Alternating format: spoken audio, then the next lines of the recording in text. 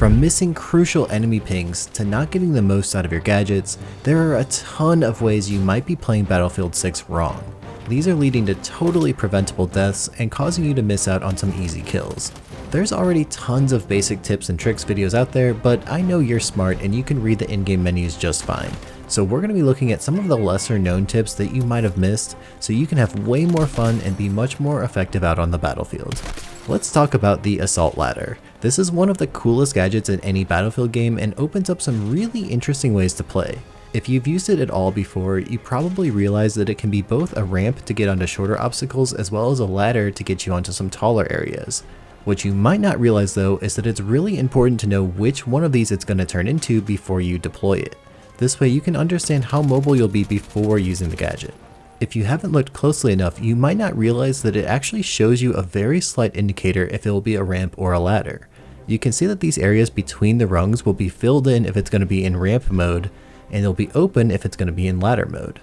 This can be amazing for scaling up buildings to get a great high ground advantage for sniping over a control point, but it can also be used for more than just getting onto top of buildings. It can be used in a clever way to give yourself a cool little off angle when defenders are holding a particular lane at ground level. Just deploy that ramp and you can peek out several feet above where they're expecting to see you. You just don't want to be standing up there too long and be too predictable. It's really best to get just a quick pick or two and then drop down and push with the rest of your team. While we're on the subject of creative ways to get an advantage while pushing for map control, let's talk about smokes. These are maybe the most effective tool in the game to advance and capture an objective area. The most obvious use is simply covering the ground between you and a defending force, but did you know that smokes in BF6 actually can interfere with your ability to be spotted? You can see in this clip while using the Recon drone, the player hiding in smoke is actually not able to be spotted at all while the smoke is active. This means you're not going to show up on the minimap or in-game with the little diamond indicator. So play around these smokes to your advantage. By the way, they can also prevent you from showing up in thermal scopes. Support players are probably the most important teammates to have in Battlefield, and having enough of them can truly change the outcome of a match, at least if they're dropping their supply bags and reviving. Did you know though, when it comes to reviving, if you're a support player intending to revive a teammate, you can actually ping that player and then on their UI it shows a cool little indicator to let them know that a medic is on the way. One of the most frustrating things in Battlefield is when you're a medic trying to revive a teammate and they decide to bleed out while you're on the way instead of giving you a chance to bring them back into the fight. Well, if you use this ping mechanic, maybe a few more of them will stay on the ground waiting for you to revive them. I've actually been seeing this happen a bit more often in game lately as knowledge of this mechanic starts to spread, and it's really cool to see people understanding that this is a feature. Speaking of reviving, there's a really cool way to use some movement tech to save people with the new drag to revive system. Of course, the simple way is just to start dragging a teammate out of a lane to give them a safe res, which is great, but you can actually take this a step further. If you start running and then jump just before you hit your revive key, you'll actually teleport that player a few feet away and then continue dragging them so that you can quickly get them out of danger and protect yourself in the process. It takes a little practice to get the timing down, but until they maybe patch this someday, it's really worthwhile tech to start learning. Of course, medics have the Defibrillator too, which is the fastest way to revive, but you might not know that if you only do a small charge on the Defibrillator, it'll fill them up to half health, but if you do a full charge, it'll actually give them full health. So if you have time, it's definitely worth charging it all the way up so your teammate's ready to help you fight with full HP. The really amazing part of having support players on your team are those support bags that they can drop around the map. If you didn't know already, you can actually see these on the minimap with a little small icon. So if you're ever running around needing ammo and can't find any support players nearby, just look on the map and see if you can identify one of these little bags laying around. You can also run up to support players and interact with them to get a bit of extra ammo on the run. It's important to know that you can actually see how fast your supplies are regenerating with the indicator bars on your HUD. It's really cool because with these support bags, you can actually overfill a lot of your gadgets. So instead of having just one grenade, you can have two. Instead of just a few rockets, you can have some extras. You can even have some extra anti-tank mines. This makes a duo pairing of a support player and an engineer an absolute nightmare for vehicle abusers on the map. You should realize though that these support bags do run out of supplies over time, so keep an eye on your HUD indicator to be sure that you're actually refilling instead of just sitting there wasting your time. If you're a support player, you can pick up your supply bag to greatly reduce the cooldown of your next bag drop. This way you can relocate it to a much more useful spot for healing and supplying your teammates. By the way, if you're a recon player trying to get some of those drone challenges done, one of the best ways is to find a support player who just dropped their bag and then lay on top of it before you deploy your drone. This way, when your drone gets blown up and runs out of battery, your next one will already be recharged from sitting on that supply bag. It makes these challenges way easier to complete. While we're on the topic of recon, there's some really cool things you can do with drones. Obviously, the main way people use these things is to fly up in the air and spot enemies, which is super helpful for your team. Doing just that alone can net you some incredible points. I've finished rounds at the top of the scoreboard with basically 0 kills and just getting a ton of spotting assists. But a lot of people probably don't know that you can use drones to take out enemy equipment by aiming at them and then holding the fire button. This is great for blowing up enemy claymores, sensors, and most importantly, anti-tank mines. I can't even tell you how many kills I've gotten by waiting around for a tank to roll over an AT mine and then using the recon drone to detonate it.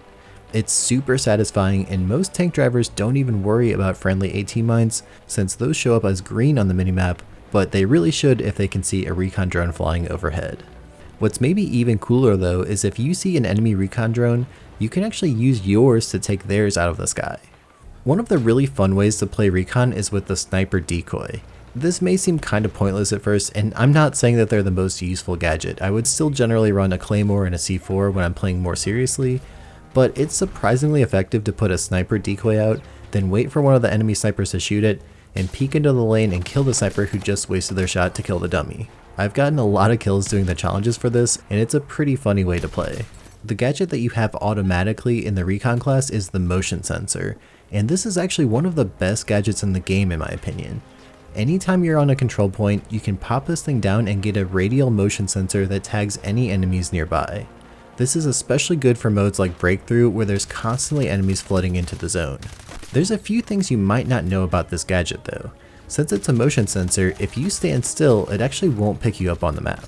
And if you move slowly enough by either crouch walking or prone crawling, you also won't get detected. So if you hear one of those motion sensor pings nearby, it might be worth crouch walking to find it and disable it before you get spotted.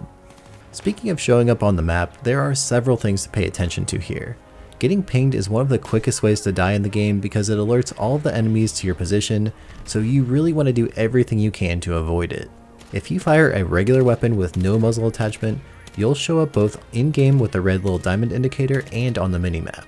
If you attach a flash hider, you'll no longer show up in the 3D game world, but you'll still show up on the minimap. However, if you apply a suppressor, you'll be hidden both in the game world and on the minimap, which makes suppressors extremely powerful in Battlefield 6. By the way, it's worth increasing your minimap size so you can see these pings more easily. It's not a huge difference, but bumping it up to large makes enemies a lot easier to spot. You may also not have noticed this, but if you look closely in your minimap, when you see an enemy ping, some of them will have a black triangle on top of the red diamond. If the triangle points up, that means that enemies are above you, and if it points down, they're below you. This can be extremely helpful in multi-level buildings so you know exactly where the threat is. There's a few ways to move faster around the map in Battlefield that are super helpful to know. If you hold melee to take your knife out, you'll run faster than with your weapons out. But what if you want to use your sledgehammer? I mean, the thing is awesome and you can break down walls and doors with it and even damage tanks. But you do lose that movement speed buff from the knife. Well, no worries. If you're on the support class, you can run around faster with your defibrillator out, and if you're on the engineer class, you can move around faster with your repair tool out. Here's another interesting movement tip. You can go prone facing forwards like usual, but you can also go prone while walking backwards, which will basically have you sitting on the ground. If you do this at the right place and time, it can kind of look like you just died from another enemy and give you a brief distraction window to get a kill. I've been fooled by this a few times already, so now I'm paying way more attention when I see someone fall backwards without the kill indicator showing up. And while we're on the subject of hit markers and indicators, there are some really useful things you can tweak in your settings. I covered this in my full settings video, which I recommend watching, but the quick version is that you can set your headshot hit indicator to be a different color than your normal ones. I really like green for kills and red for headshots, but you can set it to whatever you prefer. This is really helpful to know when you've landed a headshot in a fight because your time to kill will likely be a little bit faster. If you only hit body shots, you might need to stay on the target a little bit longer. The damage type will also be shown on those damage indicator numbers, so you can tell by the color if it was a headshot, a body shot, or a kill shot. I would also really recommend increasing the size of your damage indicator so they're easier to see on your monitor during chaotic fights. You can also change the color and thickness of your crosshair, and I encourage you to experiment here. I've been using light blue lately and I find it stands out a lot better against most of the Battlefield environments. Let's talk about sniping, my favorite thing to do in Battlefield. When you see an enemy sniper on the map, you can tell if they're inside their one-shot kill sweet spot range by looking for that shimmery rainbow colored glint. It looks slightly different from the normal sniper glint you'll see from players who aren't in that lethal range. The sweet spot range is different for each sniper rifle. I haven't seen any official data published yet, but from the testing I've done, it seems roughly like the SV98 is somewhere between 70 and 90 meters, the M2010 ESR is around 80 to 100 meters, and the PSR is somewhere around 120 to 150 meters. If you found any of these confirmed numbers, please let me know because I would love to dial in this exact one-shot range for each sniper. It's important to keep in mind that the sweet spot only works for the upper chest area, so it's best to aim somewhere between the head and the upper chest if you're confident you're within this one-shot range. Otherwise, of course, a headshot is lethal at any range. There's a really easy way to make sure that your bullets hit exactly where you want using the Rangefinder gadget. You can bind a key in your settings near the bottom called Rangefinder Zeroing if zoomed, which will work as long as your scope supports it. I've used a few different binds for this. For a while I was using right click, which is the same as my ADS key, but lately I've actually been testing it on left click, so that whenever I fire, it automatically zeroes the scope just before taking the shot. That setup has been working really well for me. You can also bind your aim down sights key to the same as your hold breath key, so this way when you scope in, you automatically hold your breath without pressing any other buttons. It's a really cool little trick. One important note though, currently only the Recon class can shoot snipers with perfect accuracy. There's some hidden inaccuracy when using snipers on other classes, so if you're going for anything longer than a really close range shot, it's probably only worth using a sniper on the Recon class. Also, you might not know this, but years ago, DICE added a mechanic to prevent head glitching behind cover. This means the bullet actually fires from the barrel of the gun instead of the eye of your character, like many other games. So sometimes you're going to be hiding behind a rock and your reticle looks clear like it's going to hit, but then the bullet will hit a rock in front of you. This is super important to pay attention to when you're using cover to snipe. You should always make sure that your barrel has a clean line of sight before you take your shot. In the challenge menu, there are several different tasks to complete that will help you unlock new weapons and gadgets outside of the normal XP leveling system. It's really worth spending a few minutes studying these because some of them have overlapping goals that you can't progress all at once unless you complete the prerequisites first. For example, there are multiple challenges requiring long-range sniper headshots. To unlock the PSR sniper rifle, you need 150 headshots from over 200 meters. Unless DICE decides that's too much of a grind someday, we'll see. Before you grind these out though, make sure that you have all other headshot related challenges activated at the same time so you're progressing multiple objectives simultaneously. There's a setting in the menus where you can turn on the ability to peek both to the side and above cover automatically. If you have either of these turned on, you'll see a small white indicator showing which direction you can peek from cover. Additionally to the indicator, your gun will also move a little bit when you're ready to peek. I'm on the fence still about how useful this actually is during combat, but if you like this feature, keep an eye out for those little indicators whenever you're behind cover. It lets you peek out without exposing your whole body to a lane. You've probably heard people talking about bloom or bullet spread in Battlefield, and if you're new, it can be really confusing and cause you to miss a lot of shots unnecessarily. My friend Cool Guy made a great video breaking this down in detail, which I'll link in the description, but here's the short version. In Battlefield, as you fire your weapon, it naturally becomes less accurate with sustained fire. The longer you hold the trigger, the more your bullets will spread out. When you stop firing, the weapon resets to its normal accuracy.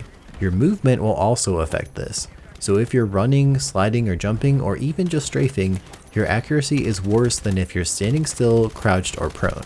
You can actually see this indicated in hipfire mode. You can watch your crosshair grow and shrink depending on your movement state. That crosshair represents your bullet spread. Imagine drawing a circle around the outer edges to visualize where your shots might end up landing. The same concept applies when you're aiming down sights, even though your crosshair isn't still visible.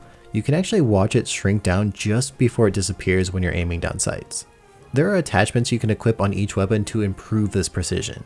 It's also important to remember that recoil and precision are two separate things in Battlefield.